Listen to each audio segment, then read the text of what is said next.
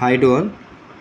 ప్రతి ఒక్కరు కూడా గమనించాల్సింది ఏంటంటే డాక్యుమెంట్ వెరిఫికేషన్లో మనం ఏ సర్టిఫికేట్స్ పట్టుకెళ్ళి వాళ్ళు ఏం అడుగుతారు అని డీటెయిల్గా చెప్తాను. ఎందుకంటే నాది నిన్నే డాక్యుమెంట్ వెరిఫికేషన్ కూడా అవ్వడం జరిగింది. అయితే ఈరోజు మెడికల్ అవ్వాలి. యాక్చువల్గా October 2 గాంధీ జయంతి అని చెప్పి హాలిడే ఇవ్వడం కూడా జరిగింది. సో వాళ్ళకి కూడా హాలిడే తీసుకున్నారు. రేపు మనకి మెడికల్ అనేది జరుగుద్ది. మెడికల్ జరిగినప్పుడు కూడా ఆ ఇన్ఫర్మేషన్ ఖచ్చితంగా కూడా మీకు అందిస్తాను. అయితే ప్రస్తుతానికి డాక్యుమెంట్ వెరిఫికేషన్లో మనకి ఏం అడిగారు, ఏమేమి కావాలి డీటెయిల్గా చెప్తాను. ఓబీసీ క్యాండిడేట్స్ ఎవరైతే ఉన్నారో వాళ్ళు జాగ్రత్తగా వినండి. ఎందుకంటే మనకి ఓబీసీ సర్టిఫికేట్ కూడా క్యారీ చేయాల్సి ఉంటుంది, అలాగే క్యాస్ట్ సర్టిఫికేట్ కూడా క్యారీ చేయాల్సి ఉంటుంది. ఏ విధంగా చెక్ చేసి బ్రీఫ్గా చెప్తాను. ఫస్ట్ ఆఫ్ ఆల్ ఏంటంటే మనకు వచ్చేసి ఆధార్ కార్డ్ అనేది ఫస్ట్ వచ్చేసి ఏంటంటే ఆధార్ కార్డ్ అనమాట. ఆధార్ కార్డులో మనకి ఏ విధంగా అంటే నేమ్ ఏ విధంగా ఉంది, మన నేమ్ అనేది చెక్ చేస్తారనమాట with compare to 10th క్లాస్లోనూ 10th class certificate. అలాగే సెకండ్ వచ్చేసి 10th క్లాస్ మార్క్స్ మేము అడుగుతారు, అంటే ఒరిజినల్ మార్క్స్ మేము ఇప్పుడు చెప్పిన వల్ల ఒరిజినల్సే. అలాగే దీంతోపాటు మీరు ఒక కాపీ జిరాక్స్ కూడా పట్టుకెళ్ళాలి. ఓకేనా, జిరాక్స్ కూడా పట్టుకెళ్ళాలి ఒక కాపీ. ఇప్పుడు ఏదైతే నేను చెప్తున్నానో ఒక డాక్యుమెంట్ ఒరిజినల్ ఉండాలి, దాంతోపాటు ఒక జిరాక్స్ ఉండాలి. వాళ్ళు రెండు కంపేర్ చేస్తారనమాట. ఏదో కొత్తగా ఏదో కంప్యూటర్లో సైట్లో ఓపెన్ చేసి చూడరు. నువ్వు ఇచ్చిన ఆధార్ కార్డు, మీ ఆధార్ కార్డు దాని తాలూకా ఏదైతే మీరు జిరాక్స్ తీసుకుంటారో ఆ ఆధార్ కార్డు తాలూకా జిరాక్స్ అనేది రెండు కంపేర్ చేస్తుంది కరెక్ట్గా ఉందా లేదని. ఎందుకంటే వాళ్ళు ఒరిజినల్స్ మనకి ఇచ్చేసి అంటే జిరాక్స్లు అనేవి వాళ్ళు తీసుకుంటారనమాట. రెండు ఒకలాగా ఉన్నా లేదని కంపేర్ చేస్తారనమాట. సో ఫస్ట్ వన్ ఏంటంటే ఆధార్ కార్డు, దాని తాలూకా జిరాక్స్. నెక్స్ట్ వన్ ఏంటంటే 10th class marks memo original అండి. Of course 10th class marks memo చాలు, ఇంటర్ మార్క్స్ మెమో అవసరం లేదు, చూడరు కూడాను. ఒకవేళ అడిగితే చూస్తారు తప్ప ఇంటర్ మార్క్స్ మెమో అయితే ముందుగానే ఇవ్వద్దు, అంటే పెట్టేయమంటారు లోపల. 10th క్లాస్ మార్క్స్ మెమో అయితే మ్యాండేటరీ కంపల్సరీ అనమాట. నెక్స్ట్ ఓబీసీ సర్టిఫికేట్ కూడా క్యారీ చేయాలి. ఓబీసీ వాళ్ళు ఖచ్చితంగా కూడా ఓబీసీ సర్టిఫికేట్ అనేది క్యారీ చేయాలి. నేను మరీ చెప్తున్నాను. Community, nativity and birth certificate కూడా క్యారీ చేయాలి. దాంతోపాటు ఓబీసీ సర్టిఫికేట్ అని మనకు ఉంటుంది, అది కూడా కంపల్సరీగా కూడా క్యారీ చేయాలి, అది కూడా చెక్ చేస్తారు. అలాగే నెక్స్ట్ వచ్చేసి ఏంటంటే క్యాస్ట్ సర్టిఫికేట్, అదే community, nativity and date of birth అని చెప్పి క్యాస్ట్ సర్టిఫికేట్ ఉంటుంది. ఓబీసీ వాళ్ళు కంపల్సరీగా అయితే కంపల్సరీగా క్యారీ చేయాలి. దాంతోపాటు అక్కడ ఏమేమి చెక్ చేస్తున్నారంటే మన తాలూకు నేము, అలాగే ఫాదర్ నేము, అలాగే ఇంకోటి వచ్చేసి ఏంటంటే మనకి అంటే మనము అంటే కొంతమంది విశ్వ బ్రాహ్మణ్స్ ఉంటారు కదా, వాళ్ళు కంసాల, కంచర్య లేకపోతే ఏంటి కరెక్ట్గా చూసి దాని మీద ఒక టిక్ మార్క్ చేయడం.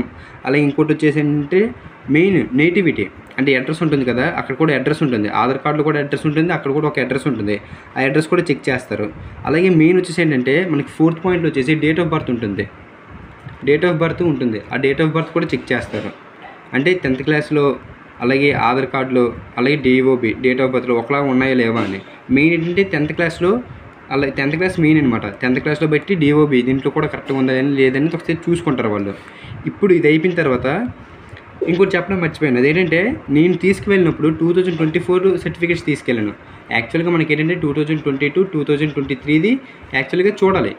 నార్మల్గా ఏంటంటే ప్రీవియస్ ఇయర్స్ది చూడాలి, ఎందుకంటే మనం అప్లికేషన్ చేసిన ముందువి అనేవి మనకు ఉండాలన్నమాట డాక్యుమెంట్స్. కాకపోతే ఓబీసీ సర్టిఫికేట్, కమ్యూనిటీ సర్టిఫికేట్ అనేది 2024 నేను కొత్తగా చేయించుకున్నాను. ఎందుకంటే మా ఇంటి పేరులో చిన్న మిస్టేక్ ఉంది కాబట్టి నేను కొత్తగా పెట్టాను. సో అది నేను చూపించాను ఫస్ట్. సో యాక్సెప్ట్ చేశారు. ఇది 2024 అని అడగలేదు, డైరెక్ట్గానే చూశారనమాట. డైరెక్ట్గానే యాక్సెప్ట్ చేసి కొత్తదైనా సరే డైరెక్ట్గా ఓబీసీ సర్టిఫికేట్ చెక్ చేయడం జరిగింది. Community, nativity, date of birth కూడా చెక్ చేయడం జరిగింది, క్యాస్ట్. సో దాంట్లో ఏమాత్రం ఇబ్బంది లేదు. సో కొత్తది న్యూ వన్ ఎవరైనా సరే సర్టిఫికేట్స్ తీసుకెళ్ళండి. క్యాస్ట్, ఓబీసీ కొత్తగా రెన్యూవల్ చేయించుకుంటారు కదా, మీ సేవకిలో సచివాలయంకి వెళ్ళి ఖచ్చితంగా కూడా క్యారీ చేయండి. దాంతోపాటు 2022, 2023 కూడా క్యారీ చేయండి. కానీ ఫస్ట్ మీరు కొత్తది ఏదైతే అప్డేట్ చేయించుకున్నారో అదైతే చూపించండి, నో ప్రాబ్లం, ఎటువంటి ఇబ్బంది ఉండదు. అలాగే మీరు మెయిన్ ఏంటంటే మీరు కనీసం సర్టిఫికేట్స్ మీరు తీసుకెళ్ళిన తర్వాత తప్పులు ఏమైనా ఉంటారు వాళ్ళు ఒక డేట్ అనేది ఇస్తారనమాట.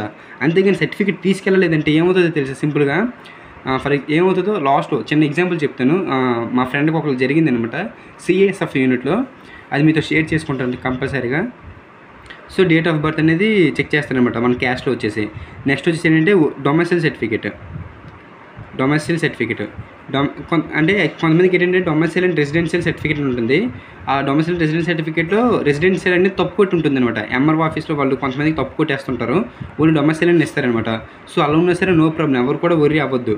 ఇంకోటి ఏంటంటే డొమెసైల్ సర్టిఫికేట్ మీద ఇప్పుడే చెప్తున్నాను, మీ యొక్క డొమెసైల్ సర్టిఫికేట్ మీద ఫర్ ఎగ్జాంపుల్ మీ పేరు రాకేష్ అనుకుందాం.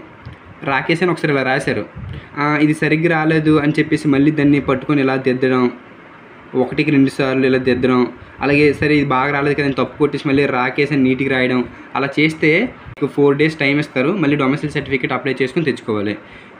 డొమెసైల్ సర్టిఫికేట్ మీద, ఎనెక్సరీ ఫార్మ్ మీద ఎటువంటి గీతలు కానీ, అడ్డగీతలు కానీ, స్ట్రైక్ అవుట్స్ కానీ, అలాగే మనము మార్కింగ్, డార్క్ మార్కింగ్ కానీ, అదే మనము ఒక పేరు మీద మళ్ళీ మళ్ళీ దాన్ని రుద్దడం, సరిగ్గా చేయడం. కొంతమంది ఏంటంటే ఫర్ ఎగ్జాంపుల్ బి ఉంది, ఇలా అది దాన్ని డి చేయాలనుకుంటున్నాం, అంతే చాలు. మరి డార్క్గా డి అవ్వలేదు, ఓకే ఇప్పుడు డి అయిపోయింది, ఇలా చేసాను. నిజంగా చెప్తున్నాను, సింపుల్గా మనకి ఇంకో డేట్ అనేది ఇస్తారనమాట. ఆ 4 డేస్లో మనము మళ్ళీ డొమెసైల్ సర్టిఫికేట్ కానీ, ఎనెక్సరీ ఫామ్ కానీ కంపల్సరీగా తీసుకువెళ్ళాలి. సో నెక్స్ట్ వన్ ఏంటంటే ఎనెక్సరీ ఫామ్లో అడ్రస్లు కరెక్ట్గా ఉన్నాయా లేదా, అదే మీన్ వాళ్ళ కరెక్ట్గా పేర్లు ఉన్నాయా లేదా, father name, mother name, father name, అలాగే మన పేరు వచ్చేసి అందరి సిగ్నేచర్స్ ఉన్నాయా లేవా, అంతే. లాస్ట్లో వచ్చేసి ఏంటంటే కొంతమందికి ఎన్సీసీ సర్టిఫికేట్ కూడా ఉంటుంది కదా, ఎన్సీసీ సర్టిఫికేట్, సి సర్టిఫికేట్ కానీ, బి సర్టిఫికేట్ కానీ హోల్డ్ చేస్తారు కదా, క్యారీ చేస్తారు కదా, వాళ్ళు కూడా సర్టిఫికేట్స్ అనేవి చెక్ చేయడం జరుగుతుంది. ఒరిజినల్ ఇవన్నీ ఏంటంటే ఒక పక్క మీరు ఒరిజినల్ ఇస్తారు, ఫస్ట్ ఒరిజినల్ అడుగుతారు. ఒరిజినల్తో పాటు ఒక జిరాక్స్ అనేది ఖచ్చితంగా ఉంచుకోండి పక్కన. అంతేగాని వాళ్ళు అడిగినప్పుడు తీసేవద్దు. ఫస్టే మీరు ఫైల్ అనేది క్యారీ చేసి ఈ ఆర్డర్ వైజ్గా కాకపోయినా సరే కనీసం ఈ సర్టిఫికేట్లు ఒరిజినల్ పట్టుకోండి. ఒక పక్క ఏమో దాని తాలూకు జిరాక్స్లు పట్టుకోండి, వెంటనే ఇవ్వండి. అలాగే ముందు ఏం అడుగుతారంటే ఒక ఫోటో అడుగుతారనమాట, ఆ ఫోటో పేస్ట్ చేస్తారు. ఆ ఫోటో పేస్ట్ చేసిన తర్వాత మనకి సిగ్నేచర్స్, ప్రతి ఒక్క డాక్యుమెంట్ మీద కూడా సిగ్నేచర్స్ అనేవి మనం తీసుకుంటారు. తీసుకున్న తర్వాత డాక్యుమెంట్ వెరిఫికేషన్ అయిపోయినట్టు, నో ప్రాబ్లం. ఒకటి, మీరు క్యాస్ట్, ఓబీసీలో ఎటువంటి మిస్టేక్స్ ఉన్నా సరే టైం ఇస్తారు. టైం ఇచ్చినప్పుడు చేంజ్ చేసుకొని రమ్మంటారు, దాంట్లో అయితే ప్రాబ్లం ఉండదు. అంతేగాని అది ఇది తప్పు ఉంది, ఏం చేయాలి అని అయితే అనుకోకండి. సర్టిఫికేట్స్ అయితే తీసుకెళ్ళిన తర్వాత టైం ఇస్తారు. అంతేగాని తీసుకెళ్ళక ముందే ఇది తీసుకెళ్లకుండా అక్కడికి వెళ్ళారంటే డైరెక్ట్గా ఇంకా అన్ఫిట్ చేస్తారనమాట. అండ్ మెయిన్ థింగ్ ఏంటంటే ఆధార్ కార్డులో సర్నేమ్ అనేది ఫాదర్ నేమ్, అంటే మనకి బ్యాక్ అడ్రస్లో ఫాదర్ నేమ్ పక్కన సర్నేమ్ ఉంటుందా లేదా అంటే సిఆర్పిఎఫ్ యూనిట్లో వచ్చేసి ఏంటంటే సర్నేమ్ అనేది చూడలేదు. అంటే నా డాక్యుమెంట్ వెరిఫికేషన్లో వచ్చేసి ఫాదర్ నేమ్ పక్కన సర్నేము ఎందుకు లేదు, అబ్జెక్షన్ అయితే పెట్టలేదు. డైరెక్ట్గానే నార్మల్గా కార్డు చూశారు, నేమ్ చూశారు, అడ్రస్ చూశారు, ఓకే అని చెప్పారు, అంతే తప్ప సర్నేమ్ అయితే అబ్జెక్షన్ అయితే పెట్టలేదు. అది కూడా ఎక్కడంటే సిఆర్పిఎఫ్ యూనిట్లో మాత్రమే, నేను సిఎస్ఎఫ్ యూనిట్లో చెప్పట్లేదు. సిఎస్ఎఫ్ యూనిట్లో డాక్యుమెంట్ వెరిఫికేషన్ కూడా ఎలా జరిగిందో కంపల్సరీగా చెప్తాను. ఇదంతా ఎక్కడంటే మన సిఆర్పిఎఫ్ యూనిట్లో. సో ప్రతి ఒక్కరికి అర్థమైంది అనుకుంటాను. చాలా జాగ్రత్తగా డాక్యుమెంట్స్ అన్నీ క్యారీ చేయండి. దీంతోపాటు ఒక 10 పాసేజ్ ఫొటోస్ కూడా క్యారీ చేయండి. ఎందుకంటే డొమెసైల్ సర్టిఫికేట్ మా ఫ్రెండ్ చెప్పాడు అనమాట. ఏం జరిగిందంటే డొమెసైల్ సర్టిఫికేట్ అనేది ఒక పర్సన్ తీసుకెళ్ళలేదు అసలు. సో అతనికి కరెక్ట్గా 30 మినిట్స్ టైం ఇచ్చారు. 30 మినిట్స్లో ఏం చేయమన్నారంటే నువ్వు ఫోటో చూపించినా చాలు నీకు టైం ఇస్తామన్నారు. డొమెసైల్ సర్టిఫికేట్ అంటే డొమెసైల్ సర్టిఫికేట్కి యాక్చువల్గా ఏంటంటే డొమెసైల్ సర్టిఫికేట్ తీసుకెళ్ళినా సరే కనీసం ఏం తప్పున్నా సరే మళ్ళీ టైం ఇచ్చింది 4 డేస్. అసలు అతను ఏమీ పట్టుకుని వెళ్ళలేదు, డైరెక్ట్గా వెళ్ళిపోయారనమాట. 30 మినిట్స్ టైం ఇచ్చారు, ఫోటో చూపిస్తే నీకు టైం ఇస్తామని. 30 మినిట్స్లో ఫోటో చూపించలేకపోయారు, ఎందుకంటే ఎంఆర్ఓ ఆఫీస్కి వెళ్ళి ఫోటోలు గట్టి ఇవన్నీ చాలా టైం అవుతుంది కాబట్టి ఫోటో చూపించలేకపోయిన తర్వాత ఏమైందంటే సింపుల్గా అన్ఫిట్ చేస్తారు డైరెక్ట్గానే. సో ఇలా జరుగుతుంటుంది అనమాట. సో మీరు ఏంటంటే ప్రతి ఒక్కటి కూడా క్యారీ చేయండి, తప్పనిసరిగా తప్పులు ఉన్నా సరే లేకపోయినా సరే. నెక్స్ట్ డేట్స్ అనేవి మినిమం 4 డేస్, మ్యాక్సిమం 5 డేస్ మీకున్న సొల్యూషన్, అంటే మీకున్న అక్కడ మిస్టేక్ని బట్టి మీకు డేస్ అనేవి కూడా ఇవ్వడం జరుగుతుంది. సో ఇలా అనమాట. సో ఆల్ ది బెస్ట్ అందరికీ వన్స్ అగైన్. జై హింద్.